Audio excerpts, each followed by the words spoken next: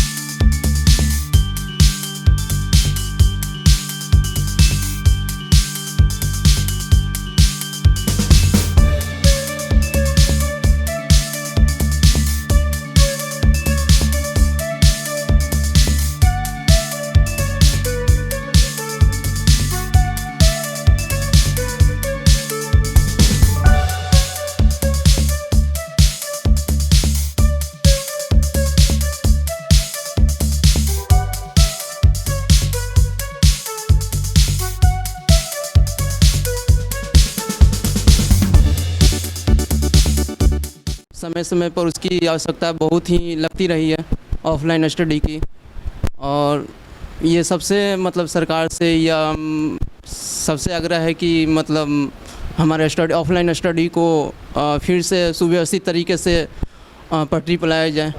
बिल्कुल। आप बताइए कहाँ से आते हैं और किस चीज़ की तैयारी करते हैं, और ये भी आप बताइए कि क्या लगता है कि आपको लगा कि दोबारा कोरोना का जो फेज है वो कंप्लीट हो जाएगा, उसका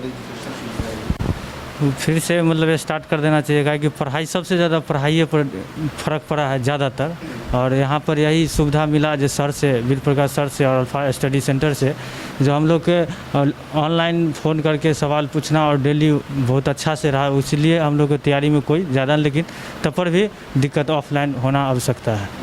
ऑफलाइन होना बहुत ज़रूरी था, ऑनलाइन का ज़माना है, लेकिन स्टडी में अभी भी बच्चे ऑफलाइन ही पसंद करते हैं। ये बताइए कि आप किस सब्जेक्ट की तैयारी करते थे, क्या तैयारी थी? हमारी बिहार दुर्गा की प्रिपरेशन चल रही है और राजेश सर और वीर प्रकाश सर के मार्गदर्शन में हम लोग बहुत कुछ सीखा। यहाँ पे इस संस्था का एक प्लस पॉइंट है कि और भी जो भी जितना संस्था है पटना में, यहाँ पे एक सिस्टमेटिक ढंग से पढ़ा जाता है और आप क्लास नहीं आते तो उसका रीज़न पूछा जाता है, आप क्यों नहीं है, कोई एक्सक्यूज़ नहीं चलता यहाँ पे।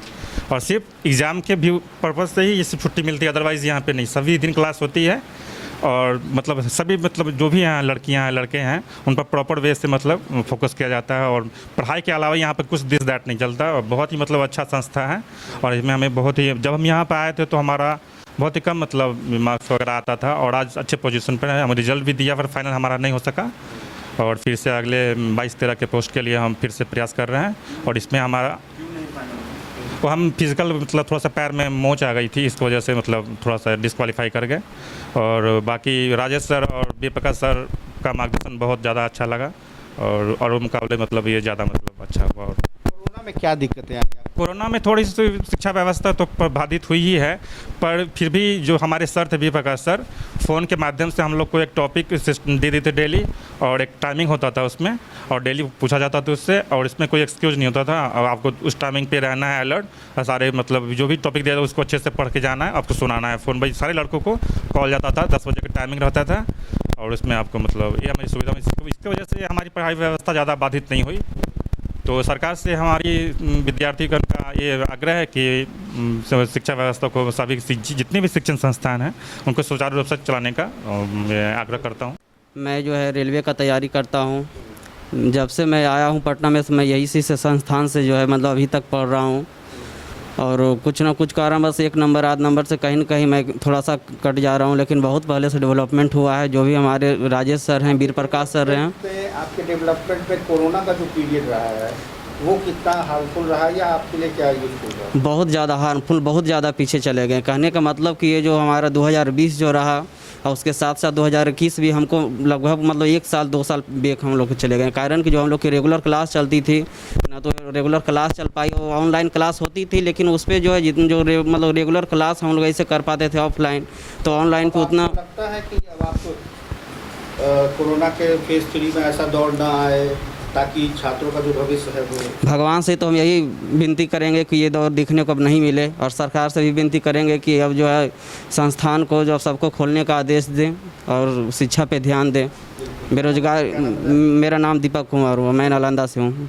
तेज़ी से फैल रहा है, ठीक है। केरल में बहुत सारा तबाही मचा चुका है, तो हम उसके लिए पूरा उसको गाइडलाइन पे फोकस कर रहे हैं। आप देख सकते हैं क्लास में कितना सिस्टमेटिक ढंग से हम लोग कर रहे हैं शुरू। सारा बच्चों को मोटिवेट किए, जो सब लोग वैक्सीन ले लिए, इसमें 90% वैक्सीन ले चुके हैं, ठीक है। सब अपना पूरा फोकस कर रहे हैं इस बार। हम मतलब जो बच्चे वैक्सीन ले चुके हैं उनको आप बुला रहे हैं? हाँ, नहीं, वो कंपलसरी कर दे कि मेरा एक रूल्स होता है कोचिंग का, जो बोल दे उसको सब बच्चे फॉलो करते हैं। तो इसमें एक रूल्स ये भी बना दिए जो वैक्सीन सबको अनिवार्य है। अगर आप वैक्सीन नहीं लेते तो आपको क्लास में एंट्री नहीं दिया जाएगा। इस टाइप से एक रूल्स बना दिए, बहुत सारा मोटिवेट हुए, सब लोग वैक्सीन ले रहे हैं।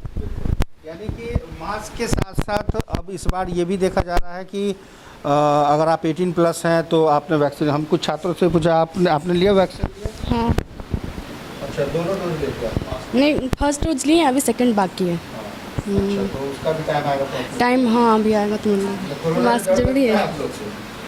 कोरोना से डर तो लगता है, इसलिए सबको लगता है। हम मतलब सिंगल पर्सन नहीं है जो सिर्फ हमको लगता है, लेकिन बहुत सारा इससे नुकसान हुआ है, इसलिए सबको डर लगता है। और ये शिक्षा को तो कुछ ज़्यादा ही पीछे लेकर चला गया कोरोना, इसलिए कोरोना से सबको डर लगता है। सरकार चाहती तो पहले भी खुलवा सकती थी सिस्टम, क्योंकि सारी चीज़ें तो लगभग धीरे धीरे खुल गई थी। तो ऐसा एजुकेशन नहीं, तो एजुकेशन को लेकर के हाँ, इस चीज़ को लेकर तो है कि सारी चीज़ें खुल, हाँ नाराज़गी है, क्योंकि सारे सिस्टम तो चल रहे थे, बस शिक्षा को ही लेकर थोड़ा लेट हो रहा था।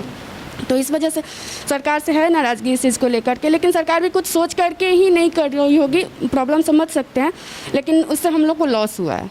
नहीं, मुझे तो कुछ ज़्यादा नुकसान नहीं हुई क्योंकि मैं सेल्फ स्टडी करती थी, तो ज़्यादा कुछ नुकसान नहीं हुई है। जो लोग नहीं करते उनको तो हाँ, उनके लिए तो हुआ ही है, तो मुझे नहीं हुई ज़्यादा नुकसान। अगर ये 2 साल अगर कोरोना नहीं होता तो आप क्या बन जाती, बताइए? अब क्या बन जाती, उस टाइम मैं ये NTPC का तैयारी कर रही थी, तो अभी दरोगा का तैयारी कर रही हूँ। उस टाइम तो NTPC का एग्ज़ाम बहुत लेट हुई 2020 में, जो कोरोना आई उसकी वजह से। मतलब दरोगा बन जाती? नहीं, NTPC का एग्ज़ाम हो जाती, अब तक तो उसका रिजल्ट भी आ गया रहता ना। मतलब दरोगा बन जाती ना? हाँ, वो भी एग्ज़ाम हो जाता।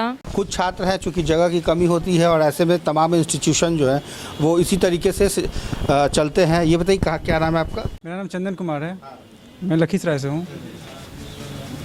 किस चीज़ की तैयारी करते हैं और आपके 2 साल की वजह से क्या आप अचीव नहीं कर पा रहे? बिहार दरोगा की तैयारी करता हूँ और 2 साल से जो कोरोना आया है तो उससे काफ़ी बैक चल गया है, लेकिन अभी ठीक है, तैयारी ठीक चल रही तो है। अगर नहीं होता तो आप किसी पटना या बिहार के चौक चौराहे पर दरोगा जी बन गए? हाँ ज़रूर। हाँ? हाँ पूरी बात बताइए। हाँ, क्या अगर नहीं होता तो फिर काफ़ी आगे रहते।